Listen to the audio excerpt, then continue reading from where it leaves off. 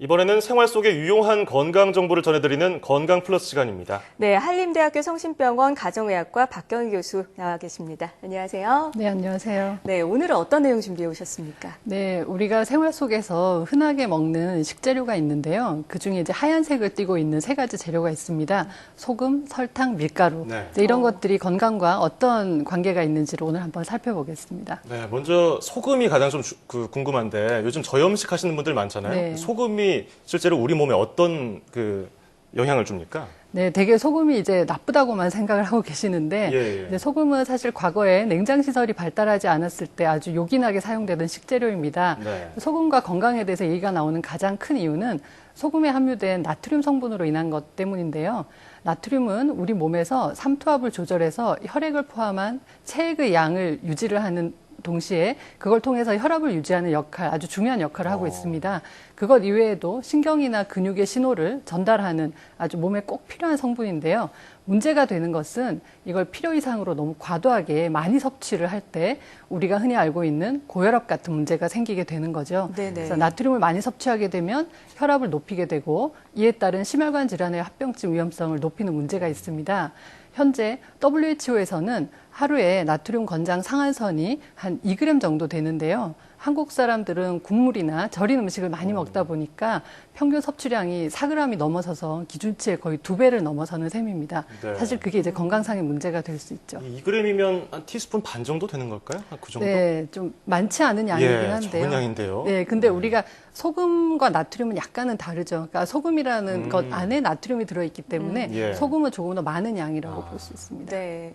그렇다면 이렇게 필요 이상의 나트륨 섭취량을 줄이려면 어떻게 해야 될까요? 네, 일단 나트륨이 많은 음식을 적게 먹는 게 가장 중요합니다. 그러려면 나트륨이 많은 음식이 어떤지를 아셔야 되는데 사실 이제 일단 먹어서 짠 음식들이 가장 문제가 될 수 있고요. 네. 국물이 많은 음식이라던가 절인 음식이 문제가 됩니다.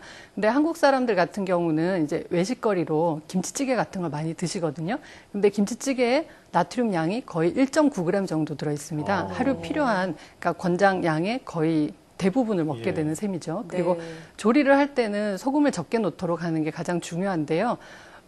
국을 끓이면 뜨거운 상태에서 우리가 맛을 보게 되면 이게 짠지 안 짠지를 잘 알 수가 없습니다. 네. 그렇기 때문에 음식을 다 끓이고 난 다음에 간을 하는 것이 좋겠고요. 노하우네요. 네, 소금 이외에도 우리가 마늘이나 생강 그리고 뭐 쑥갓이나 고춧가루, 미나리 같이 향이 좀 강한 재료들이 있어요. 그러니까 그런 재료들을 활용을 하게 되면 아무래도 짠맛이 좀 덜하더라도 싱겁다는 느낌을 좀 적게 받을 수가 있습니다. 그리고 가공식품들 중에도 요즘은 나트륨을 줄인 것들이 많이 시판이 되고 있거든요. 그래서 그런 것들을 활용하시면 훨씬 더 좋을 것 같고요. 우리가 음식을 골라 먹을 때도 좀 유념할 부분이 있는데 국물에 나트륨이 많다고 제가 말씀드리지 않았습니까? 근데 우리가 한국 사람들은 밥을 먹으면 꼭 국물을 같이 먹게 되는데 다 먹게 되죠. 밥그릇이 일단 밥그릇보다 크죠. 네네. 그리고 그 속에 많은 국물이 들어있는데 그걸 다 먹게 되면은 나트륨을 먹는 겁니다. 다 먹는 건데 대개는 밥을 말아서 먹게 되면 그걸 다 먹게 되거든요. 아니면 마시는 경우가 있는데 이제 그런 것들을 좀 자제를 할 필요가 있고요. 그러면 밥을 말아 먹는 습관이 별로 좋지 않은 거라고 볼 수 있을까요? 네, 밥을 말게 되면 그 밥을 떠먹으면서 국물을 다 먹기 때문에 사실 그런 문제가 생길 수가 있고요. 가능하면은 이제 우리가 국그릇이 큰 경우가 많기 때문에 밥그릇이랑 거의 크기를 같이 해서 적게 하고 그리고 그 건더기를 주로 건져서 먹는 그런 식으로 해서 활용을 하시는 것이 좋습니다. 네, 사실 좀 짜야 감칠맛이 나서 더 맛있게 느낀다 이런 분들이 많은데 네. 좀 자제를 해야겠고요.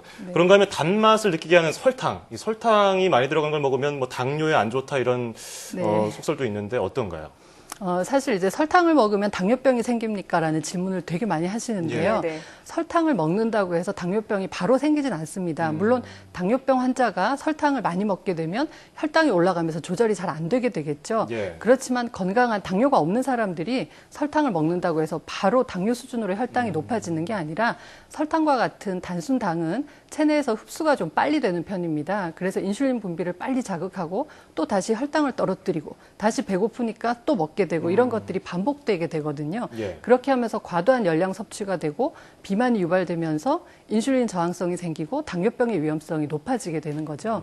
설탕 역시 필요한 만큼 맛을 내기 위해서 먹는 것은 상관이 없는데 우리가 주변에 보면은 불필요하게 너무 많은 곳에 설탕 맛이 나는 것들이 많거든요. 네. 그래서 그런 것들을 자제하는 게 좋겠습니다. 네, 그렇군요. 그리고 이 백색 가루 중에 세 번째로 꼽아주신 밀가루. 이 네, 밀가루 네. 사실 음식을 많이 먹으면 살이 찐다 이런 얘기를 해서 네, 네. 밀가루 안 든 음식을 먹으려고 하고 밀가루 든 음식이 또 똥배를 나오게 한다 이런 네, 얘기도 많이 네, 하더라고요. 근데 실제로 밀가루가 몸무게 변화에 영향을 줍니까?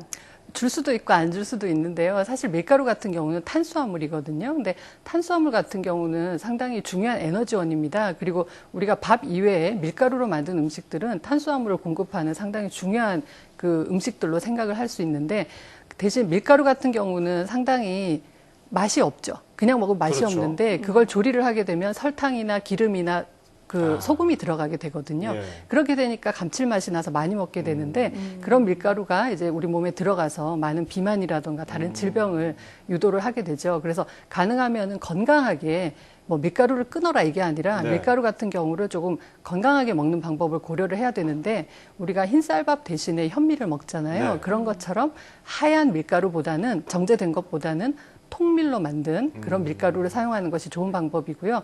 만약에 칼국수를 먹는다고 하면 면 양을 약간 줄이고 대신에 채소라던가 해산물 같은 식재료, 다른 영양소를 많이 섭취하게 하는 것도 상당히 중요한 방법입니다. 예. 그래서 매 끼니를 밀가루를 사용한 음식을 계속 쓰기보다는 아무래도 한 끼를 그렇게 먹었으면 나머지 끼니는 정제가 덜 된 통곡식을 사용한다던가 그런 식으로 해서 좀 조절을 하시면 될 것 같습니다. 예. 그리고 최근에는 뭐 글루텐 프리 제품을 많이 말씀을 하셨는데 네네. 마치 그게 이제 뭐 다이어트에도 도움이 되고 건강에 도움이 된다고 생각을 하시는데요.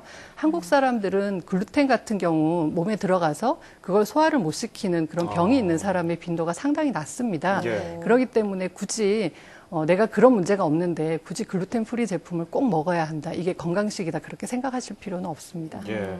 아, 이거 음식들 잘 먹어야 될 텐데. 끝으로 이 소금, 네. 설탕, 밀가루가 들어간 식재료들을 건강하게 활용할 수 있는 그런 방법을 좀 알려주시죠. 사실 제가 아까도 계속 말씀드리지만 안 먹고는 살 수가 없는 그럼요. 재료들이거든요. 네. 그렇기 네. 때문에 중요한 것은 먹는 양입니다. 그래서 불필요하게 우리가 꼭 해야 되는 것 이상으로 그걸 섭취를 하게 되는 게 가장 문제가 되니까 양을 네. 조절하는 게 가장 중요한 방법이고요. 모든 가공식품은 영양 표시를 하게끔 돼 있습니다. 어떤 성분이 들어있는지 알 수 있고 그 영양소가 몇 퍼센트 들어있는지 알 수 있게 표시가 돼 있기 때문에 네네. 항상 나트륨이라던가 당분이 이 음식에 몇 퍼센트가 들어있는지 하루 권장량에 몇 프로가 들어있는지를 확인하셔서 그 영양 표시를 잘 읽으시면 아주 많은 도움을 받으실 수 있을 겁니다. 네.